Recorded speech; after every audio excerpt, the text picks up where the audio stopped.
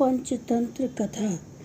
टूटी प्रीति जुड़े न दूजी बार, भिन्नशीलस्तातु या प्रीतिर्न सा स्नेहेन वर्धते।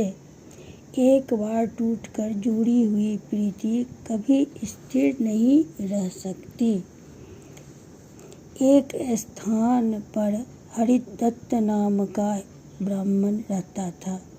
पर्याप्त भिक्षा न मिलने से उसने खेती करना शुरू कर दिया, किंतु खेती कभी ठीक नहीं हुई। किसी न किसी कारण फसल खराब हो जाती थी।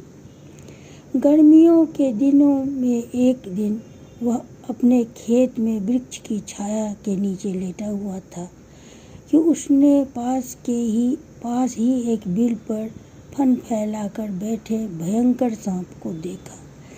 सांप को देखकर सोचने लगा, अवश्य में यही मेरा क्षेत्र देवता है। मैंने इसकी कभी पूजा नहीं की, तभी मेरी खेती सूख जाती है। अब इसकी पूजा क्या करूँगा। यह सोचकर वह कहीं से दूध मांगकर पात्र में डाल लाया और बिल के पास जाकर बोला, क्षेत्रपाल, मैंने अज्ञानवश आज तक तेरी पूजा नहीं की। आज मुझे ज्ञान हुआ है। पूजा की भेंट स्वीकार करो और मेरे पिछले अपराधों को क्षमा कर दो। यह कहकर वह दूध का पात्र वहीं रखकर वापस आ गया। अगले दिन सुबह जब वह बिल के पास गया तो देखता है कि सांप ने दूध पी लिया और पात्र में एक सोने की मुहर पड़ी है।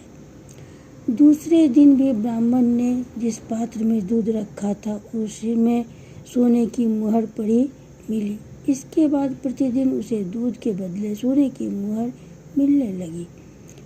वह भी नियम से प्रतिदिन दूध देने लगा। एक दिन हरिदत्त को गांव से बाहर जाना था, इसलिए उसने अपने पुत्र को पूजा का दूध ले जाने के लिए आदेश दिया। पुत्र ने भी पात्र में दूध रख दिया। दूसरे दिन उसे भी मुहर मिल गई।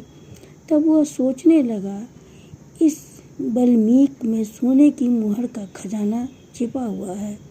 क्यों न इसे तोड़कर पूरा खजाना एक बार ही हस्तगत कर लिया जाए। यह सोचकर अगले दिन जब दूध का पात्र रखा और सांप दूध पीने आया तो उसने लाठी से सांप पर प्रहार किया। लाठी का निशान चूक गया। सांप ने क्रोध में हरिदत्त के पुत्र को काट लिया। वह वहीं मर गया।